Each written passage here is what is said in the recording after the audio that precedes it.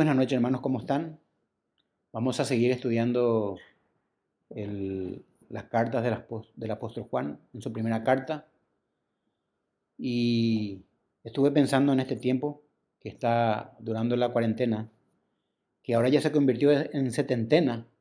Me imagino que muchos de nosotros, en nuestras manos, ha caído por las redes sociales miles de informaciones, de todo tipo y de todo color, todo el día y todos los días.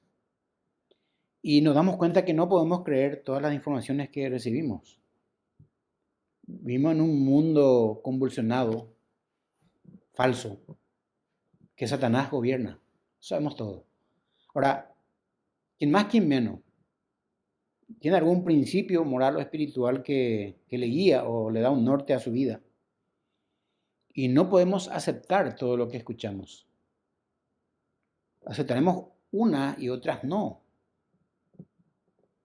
Nosotros los creyentes tenemos como parámetro la palabra de Dios. Y entonces estamos tranquilos. Tenemos un filtro espiritual, la Biblia. Así estaban, me imagino, los creyentes en la época de Juan, en la iglesia de Éfeso. Cuando Juan había una urgencia, estaban los falsos maestros acosándoles con doctrinas falsas.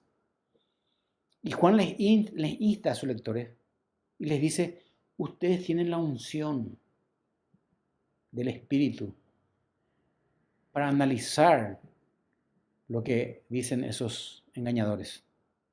No dejen que los falsos maestros les engañen. Leemos en 1 Juan, abrimos nuestras Biblias.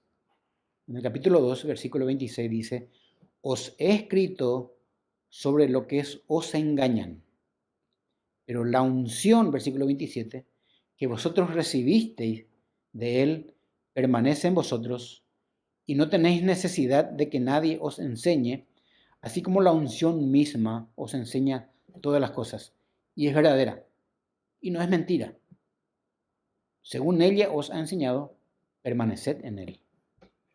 Bueno, el título del sermón que quise ponerle esta noche a estos pasajes es que todo creyente ha recibido la unción de Dios, sin excepción. Y le hice una pregunta a la proposición y dice, ¿qué papel cumple la unción en la vida del creyente hoy? Yo he visto 4 principios, 4 funciones. La unción que recibimos es permanente en nosotros. En segundo lugar, la unción que recibimos nos enseña todas las cosas, yo como maestro. Tercero, la unción que recibimos es verdadera. Y en el cuarto lugar, debemos permanecer en Cristo, según ella nos ha enseñado. Ahora, nosotros vemos, hermanos, que desde que Satanás y sus fuerzas demoníacas se rebelaron allá en el cielo, ya, contra Dios, ha habido y existe un poder malvado, sobrenatural y opuesto a Dios en todo el universo. Por eso el mundo está así. Nosotros podemos ver que en toda la Biblia, que la actividad de Satanás no se ha detenido hasta hoy. Es porque Dios en su soberanía tiene un plan escrito y revelado para este maligno ser. Hay un plan de Dios escrito ya para este ser. La Biblia muestra que el maligno y todos los que actúan en su reino se han opuesto y se oponen constantemente al plan de Dios. Y vemos esto un gran ejemplo de ella en la tentación de nuestros primeros padres allá en el jardín de Edén. Adán y Eva cayeron en pecado. Una gran tentación. De hecho, lo que ocurrió en el jardín de Edén, en Génesis 3, fue a base de engaño. Ahí estaba el padre de mentiras, Satanás. Ahora, él es el arquitecto original del plan en contra de Dios, el diablo. Siempre él ha sido el principal ejemplo del espíritu, el anticristo, y el que fortalece a los innumerables anticristos que han seguido su guía. En estos pasajes que vamos a estudiar esta noche, Juan escribe y recuerda que los verdaderos creyentes recibieron la unción de Dios y que esa unción les ayudará contra los engaños de los falsos maestros utilizados por el mismo Satanás, queriendo desviar y descarriar las ovejas del rebaño. Juan les dice del por qué le escribe esta carta. Os he escrito, dice 1 Juan 2:26, sobre los que os engañan. Los falsos profetas siempre actuaron con engaño. Ya en el Antiguo Testamento hay muchos ejemplos. Solamente escribí uno, leí uno. Profetizando engaños, estos profetas para el pueblo de Israel. Ahí en Ezequiel, capítulo 13, versículo 3, dice así, si pueden abrir sus Biblias, quiero mostrarle un ejemplo. Dice Ezequiel 13:3, así ha dicho Jehová el Señor. Ay de los profetas insensatos, que andan en pos de su propio espíritu y nada han visto. Como zorras en los desiertos fueron tus profetas, oh Israel, dice el Señor. No habéis huido de las brechas, versículo 5, ni habéis edificado un muro alrededor de la casa de Israel, para que resista firme en la batalla en el día de Jehová. Ellos vieron vanidad y adivinación mentirosa. Dicen, ha dicho Jehová, y Jehová no los envió. Con todo, esperan que Él confirme la palabra de ellos. Un ejemplo para ver, ya que en el Antiguo Testamento siempre hubieron falsos profetas. Minaron en la época de Israel. Ahora, ¿cómo actúan los falsos profetas, estos falsos profetas en la época de Juan? ¿Y cómo actúan hoy? Vamos a ver. En la época de Juan, ya Juan les advierte que analicen todas las enseñanzas que escuchan y que prueben con la ayuda de la unción que han recibido, si son de Dios, porque los falsos profetas estaban en boga en aquella época. Dice 1 Juan 4:1, amados, no creáis a todo espíritu, sino probad los espíritus si son de Dios. Porque muchos falsos profetas han salido por el mundo. Ahora, los falsos maestros que amenazaban a los lectores de Juan empleaban muchos conceptos de conocimiento y unción como si fueran alguien que tenía más capacidad que ellos. Con ese fin, ellos describían su experiencia religiosa. De un modo arrogante se veían como si poseyeran una forma elevada y esotérica de un conocimiento divino y como los receptores de una unción especial, secreta y trascendental. Eso los llevaba a creer que estaban enterados de la verdad, que era totalmente falsa y que los nuevos creyentes no la tenían.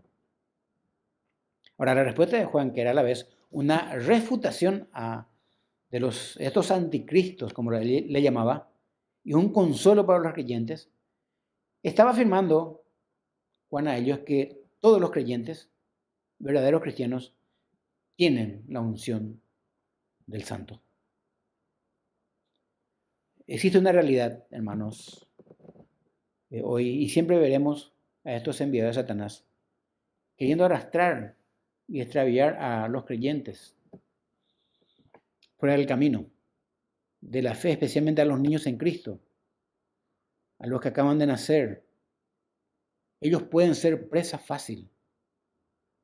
Por esa razón, ellos necesitan de la leche espiritual, escudriñar las Escrituras para fortalecerse espiritualmente. Gracias a Dios tiene la unción del Espíritu, pero necesitan permanecer en ella. Satanás a menudo dispersa su mentira utilizando grupos religiosos en todo el mundo, distintos grupos religiosos. Fíjense lo que Pablo escribe en 2 Corintios capítulo 11, 14. A la iglesia de Corintios le dice, y no es maravilla, porque el mismo Satanás se disfraza como ángel de luz. Así que no es extraño si también sus ministros se disfrazan como ministros de justicia, cuyo fin será conforme a sus obras.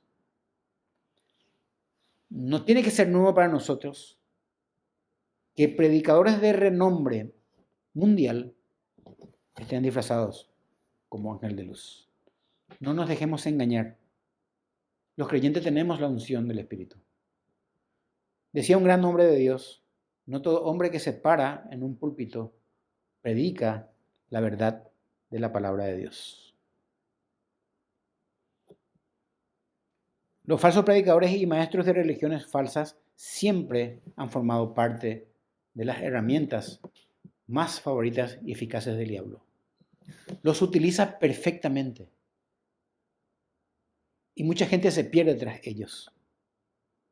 Ahora, ¿cómo pueden los creyentes detectar las mentiras de Satanás hoy? Es una buena pregunta. Nosotros podríamos decir que los falsos maestros ya no existen el día de hoy. Hermanos, estaríamos cometiendo una gran ingenuidad. No seamos ingenuos. Si ya la Biblia nos dice que existen falsos maestros, tenemos que abrir los ojos espirituales y discernir lo que enseñan. No nos traguemos todo. Tenemos un filtro. Ese filtro se llama la unción, que nos enseña a distinguir la verdad del error. Hoy escuchamos que en las iglesias llamadas evangélicas, muchos líderes aseveran que ellos fueron llevados por Dios al tercer cielo. O vieron las trompetas de Dios que son de oro. Dios les mostró a ellos. ¿Qué están diciendo con esto? Están diciendo que ellos son más iluminados, ungidos que otros, como hacían estos falsos maestros en la época de Juan. Sin embargo, como dijimos en el estudio anterior, que el verdadero creyente tiene un detector de mentiras incorporado en él, que le fue dado al venir a Cristo. Tiene la unción dada por Dios a través de Cristo. Ahora, por eso en el primer punto de nuestro sermón y el primer principio puse, la unción que recibimos es permanente en nosotros. Ahora, ¿por qué decimos que esta unción que hemos recibido es permanente en nosotros? Hay un lindo versículo ahí en 1 Juan capítulo 4, versículo 16. Dice así, y nosotros hemos conocido y creído el amor que Dios tiene para con nosotros. Dice Juan, Dios es amor. Y el que permanece en amor, permanece en Dios y Dios en él. ¿Se dan cuenta? Esta unción es permanente en nosotros, porque nos ha sido dada por Dios y Dios está en nosotros. Tenemos al Espíritu Santo. Hemos sido sellados por Él. Y por sobre todas las cosas, el Espíritu Santo dice que morará para siempre en nosotros. Ahora, me gustaría estar analizando la palabra del tema que estamos estudiando esta noche. Y vemos que la palabra unción, que es crisma, literalmente significa aceite o ungüento. ¿Para qué se utilizaban? En el Antiguo Testamento se utilizaban para designar a una persona para una tarea, nombrar a alguien para ocupar una posición, literalmente ungir. ¿Se acuerdan de los reyes? Hoy, en esta dispensación, la unción que otorga el Espíritu Santo equipa al creyente, esto es importante entender, equipa al creyente con el conocimiento de la verdad. El creyente que ha sido ungido conoce la verdad. Y es algo que los lectores de Juan y todos los creyentes hemos recibido cuando vinimos a Cristo, cuando hemos sido sellados por el Espíritu Santo y permanece en nosotros por eso. Ahora, sus usos en la Biblia son innumerables, como también su mal uso. En el Antiguo Testamento, por ejemplo, la unción se utilizaba para el embellecimiento personal. ¿Se acuerdan de Ruth? Cuando Ruth iba a ir al lugar de las eras donde se depositaba el trigo, iba a encontrarse con Booz y Dios le dice que ella se unja, se prepare para el encuentro con Booz. Pero también se utilizaba para los huéspedes el derramamiento del aceite, la unción. Dice en Lucas 7:45, escribe Lucas, No me diste beso, dice Jesucristo, mas esta, desde que entré, no ha cesado de besar mis pies. Le dice Jesucristo a ellos, no ungiste mi cabeza con aceite, mas esta ha ungido con perfume mis pies. Ustedes saben que por costumbre, cuando una visita llegaba a una casa en Israel, el dueño de casa le lavaba los pies, le ungía, le perfumaba. Jesucristo dice, esta me ha ungido, le lavaba los pies. Esta dice, me ha ungido con perfume mis pies. Pero también la unción es utilizado para sanar en sentido de higiene, hasta para la preparación para un entierro. Se utiliza la palabra, la unción. Pero también se usaba en sentido religioso. Dice en Génesis capítulo 28, 18, y se levantó Jacob de mañana y tomó la piedra que había puesto de cabecera y la alzó por señal y derramó aceite encima de ella. Ahí está la unción, simbólicamente. Pero también era usado en la designación de líderes de aquella época. Ahí en Éxodo encontramos el capítulo 28, versículo 41, dice Dios, y con ellos vestirás a Aarón tu hermano y a sus hijos con él, y los ungirás y lo consagrarás y santificarás para que sean mis sacerdotes. Ahí se está utilizando, por ejemplo, para nombrar a alguien a ocupar una posición, en este caso sacerdotes. Pero también era utilizado por los profetas. ¿Se acuerdan de Samuel?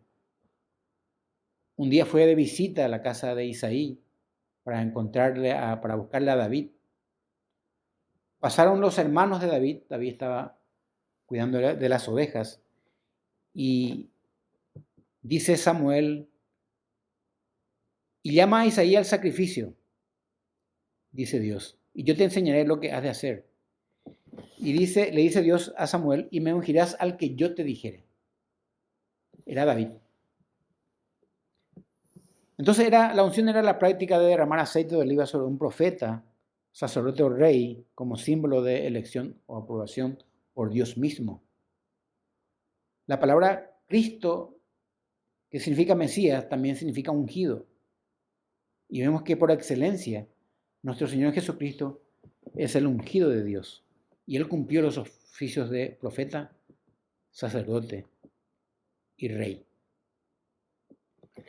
Ahora, cuando vemos en el Nuevo Testamento la palabra unción, esta palabra se deriva de la ceremonia que vimos recién, en la que se realiza una separación simbólica para asignar una comisión especial a reyes, sacerdotes y siervos especiales. El Espíritu Santo aparta a los creyentes y los capacita con poder de lo alto para el servicio de la proclamación del Evangelio y el ministerio. A veces se hace un acto realmente para cuando vemos que un hombre va a ser utilizado para un servicio especial para el Señor. Le llaman una unción. Pero también se utilizaba para los seguidores de Jesús, los creyentes. Es interesante lo que escribe Pablo en 2 Corintios capítulo 1. Quiero que abran sus Biblias ahí. En el capítulo 1, versículo 21, dice algo interesante. Y el que nos confirma con vosotros en Cristo y el que nos ungió es Dios a través de su Espíritu Santo. Dice, vuelvo a leer, y el que nos confirma con vosotros en Cristo y el que nos ungió es Dios. Y en el versículo que estamos estudiando, capítulo 2 de 1 Juan, pero la unción que recibiste de Él permanece en vosotros. Recibimos esta unción cuando, en el mismo momento de haber creído y sido salvos por Dios. A ver si ahora en sus Biblias, ahí en Efesios capítulo 1, versículo 13 dice, en Él también vosotros, habiendo oído la palabra de verdad, el evangelio de vuestra salvación, y habiendo creído en Él, fuisteis sellados con el Espíritu Santo de la promesa. En el momento que hemos recibido a Cristo como Salvador, vino el Espíritu Santo en nuestras vidas y el Espíritu Santo nos ungió a nosotros. Nos dio esa capacidad de entender, de conocer, de distinguir la verdad del error. En primer lugar, Pablo acá les dice a los creyentes de Corinto que Él les confirma en Cristo. Es Dios ungiéndoles con el Espíritu Santo. Y en segundo lugar, el mismo Pablo le dice a la iglesia de Éfeso que habiendo oído la palabra de verdad, el Evangelio que salva, y habiendo creído en él, fueron sellados con el Espíritu Santo prometido. Por eso decimos que el Espíritu Santo es permanente en nosotros y va a permanecer para siempre, porque el Espíritu Santo nos selló a nosotros. Ahora, para tener en cuenta, solamente los que oyeron y creyeron el Evangelio son confirmados, ungidos o sellados por el Espíritu Santo. Ahora, su mal uso, hermanos, hoy en día escuchamos por todas partes esta palabra unción. ¿Qué significa? Ahí en Santiago capítulo 5, versículo 14, hay un interesante versículo que dice, y está en el Nuevo Testamento, y dice, ¿está alguno enfermo entre vosotros? Llame a los ancianos de la iglesia y oren por él, ungiéndole con aceite en el nombre del Señor. Bueno, podríamos hacernos la siguiente pregunta. ¿Es válido aún en este tiempo realizar esta práctica? ¿Qué dice la Biblia al respecto? Bueno, no vemos que la Biblia prohíba tal práctica. Lo que debemos entender es que el aceite no tiene poder para curar a las personas.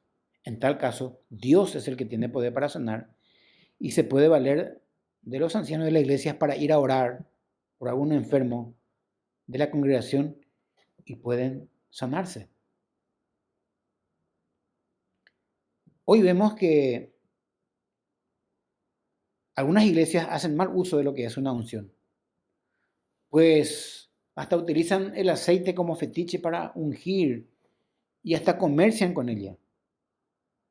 ¿Qué hacen con ella? Ungen sus cosas materiales, muebles, autos y hasta venden aceites en las iglesias como si esto tenga un poder especial. Y esto está mal, hermanos, es un error. La Biblia no habla de tal cosa. La unción de lo que estamos estudiando hoy es lo que el Espíritu Santo realiza en la vida de los creyentes. Tenemos la unción y esa unción realmente nos ayuda a distinguir la verdad del error.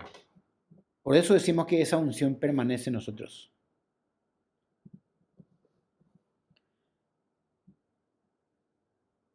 Todos los creyentes sin excepción, así como los oyentes de Juan, tenían la unción del Santo, es decir, del mismo Jesucristo. Y esa unción permanece para siempre. Y es una bendición. Ahora, su palabra enseña que esa unción permanece en nosotros. En el Evangelio de Juan, si pueden abrir en el capítulo 14, versículo 17, dice algo interesante. El Espíritu de verdad, el cual el mundo no puede recibir porque no le ve ni le conoce, pero vosotros le conocéis. Ahí está. Tenemos el Espíritu. Fuimos ungidos por Él, porque mora con vosotros y estará en vosotros. Hermanos, es el Espíritu Santo el medio que nos otorga la unción. Mora en el creyente y estará para siempre con nosotros. Esa unción que recibimos, entonces, para ver el segundo punto, esa unción que recibimos nos enseña todas las cosas. Actúa como maestro. Dice, así como la unción misma os enseña todas las cosas y no tenéis necesidad que nadie os enseñe. Juan 14, 26 dice, mas el Consolador, el Paracletos, el Espíritu Santo, a quien el Padre enviará en mi nombre, Él os enseñará todas las cosas y os recordará todo lo que yo os he dicho. ¿Se dan cuenta que Él es el que nos enseña todas las cosas? Por lo menos las espirituales.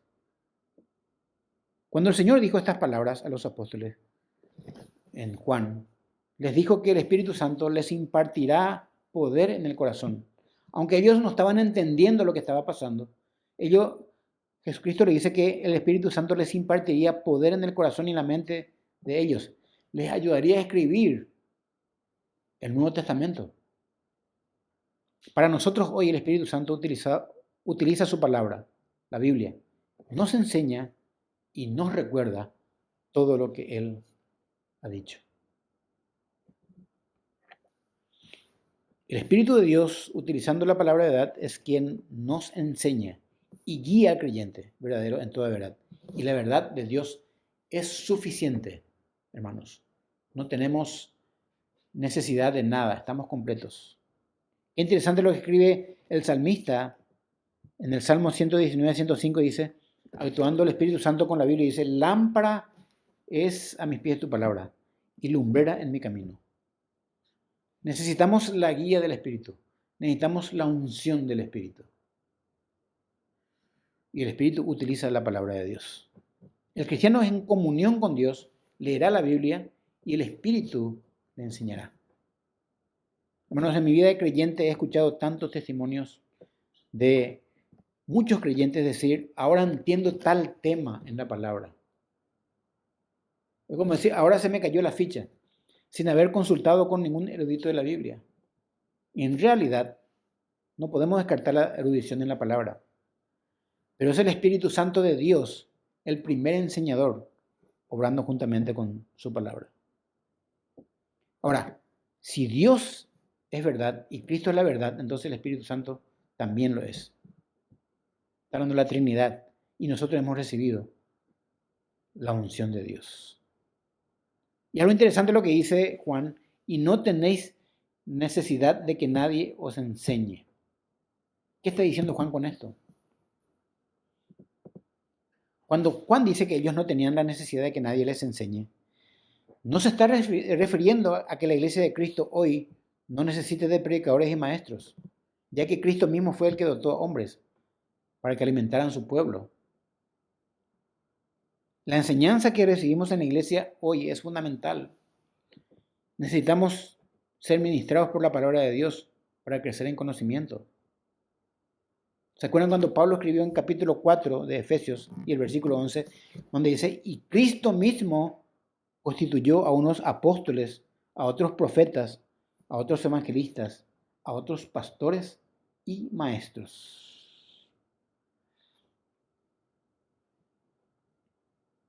Qué interesante es entender que cuando Juan le escribe esto, le está diciendo que los creyentes no tenían necesidad de que los engañadores traten de enseñarles falsas doctrinas. Ni a nosotros ahora. Ya tenemos el don del Espíritu Santo. Esa unción nos lleva a toda verdad. Necesitamos estar en la verdad. El Espíritu Santo utiliza la palabra inspirada y a los maestros de las iglesias para comunicarnos la verdad de Dios en todo momento. Ahora, unos versículos antes que Juan había escrito, interesantemente, allá en 1 Juan capítulo 2, versículo 20, retrocediendo un poco en sus Biblias, él escribe algo interesante sobre el tema de la unción. Dice, pero vosotros tenéis la unción del Santo y conocéis todas las cosas. Vuelvo a leer. Dice, pero vosotros, le dice a los creyentes, tenéis la unción del Santo, de Jesucristo, y conocéis todas las cosas. Ahora, esta palabra conocéis todas las cosas significa ustedes entienden todas las cosas. O dicho de otra manera, ustedes saben las cosas espirituales. Pueden distinguirlas. Esta palabra conocéis, que tenemos acá en el pasaje, es la misma palabra que se usa en Colosenses 4.1. Si abren su Biblia en Colosenses 4.1, vamos a ver, dice, amos, haced lo que es justo y recto con vosotros, con vuestros siervos, sabiendo, esta es la palabra, conocéis, que también vosotros tenéis un amo en los cielos. Todos sabemos que tenemos un amo en los cielos, Dios. Y esta palabra conocéis significa sabiendo. Los creyentes saben. Un creyente sabe lo que es verdad. Distingue del error. Esto le dio la unción. Por eso Juan en el versículo 21 del capítulo 2 dice, no os he escrito como si ignoraseis la verdad, como si ignoraseis la verdad, sino porque la conocéis y porque ninguna mentira procede de la verdad. La unción no te puede mentir. Sí los maestros que estaban en aquella época. Es importante cuando Jeremías, el profeta, escribe en el capítulo 31, 34, dice, y no enseñará más a ninguno a su prójimo. Nadie más va a enseñarle a nadie, ni ninguno a su hermano, diciendo, conoce a Jehová, porque todos me conocerán. Desde el más pequeño de ellos al más grande. Van a tener el Espíritu Santo, porque perdonaré la maldad de ellos y no me acordaré más de su pecado. Esto nosotros vimos o vemos cumplirse en nosotros este nuevo pacto. Se cumplió en nosotros. Nuestros pecados han sido perdonados. Y hoy yo no puedo decirle no te puedo decir a vos, hermano, conocerle a Dios. Vos también le conoces.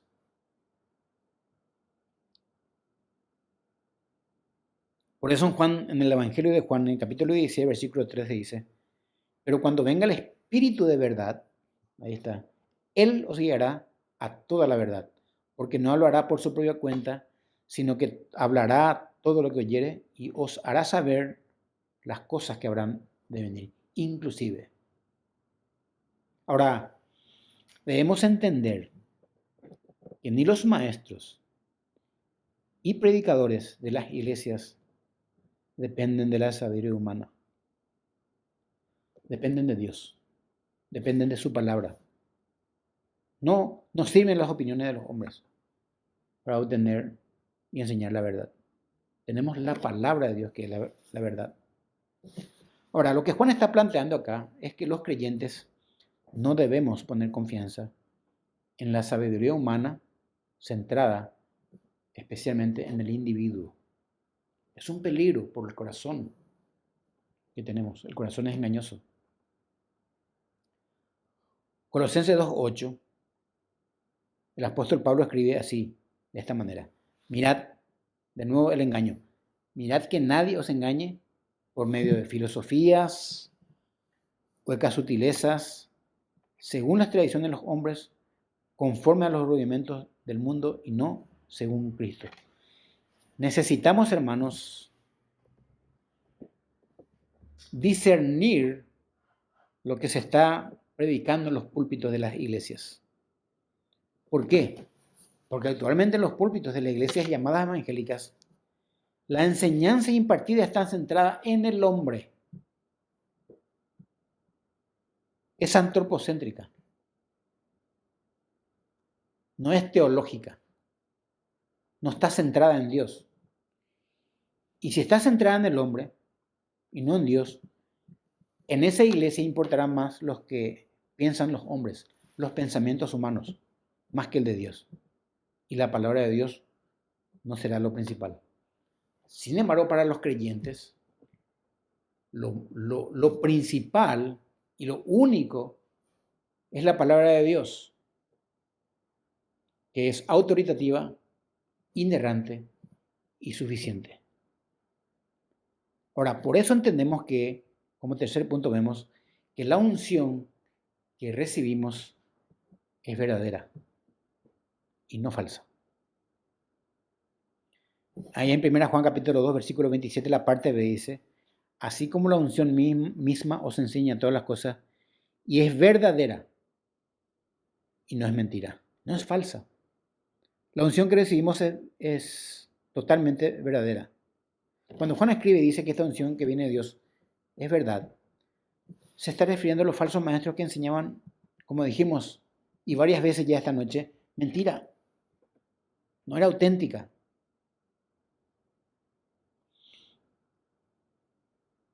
Hoy día, líderes y predicadores evangélicos están aseverando en los púlpitos que Dios se le apareció y les habló. Esto no es nuevo y por lo tanto hacen creer que son más ungidos que otros o que tienen un nivel de espiritualidad por encima de su propia congregación. Esto es peligroso, hermanos. ¿Saben cómo se llama esto? Esto se llama manipulación. Esto se llama abuso espiritual. y un mal uso de la palabra unción. Es el Espíritu de Cristo que guía al creyente para que sepa distinguir entre la verdad y el error. Tenemos que tener cuidado. Ahora, por eso es importante cuando Juan, ya en el versículo, en el estudio anterior que vimos, él termina en un mandamiento: permaneced en él. ¿Se acuerdan? Ahora, acá dice: según ella os ha enseñado, permaneced en él, que es nuestro último punto. Ahora, ¿por qué debemos permanecer en él? ¿Qué podemos hacer? Aparentemente está hablando de la unción. Dice, según ella os ha enseñado. O esta, de otra manera, se refiere a la unción.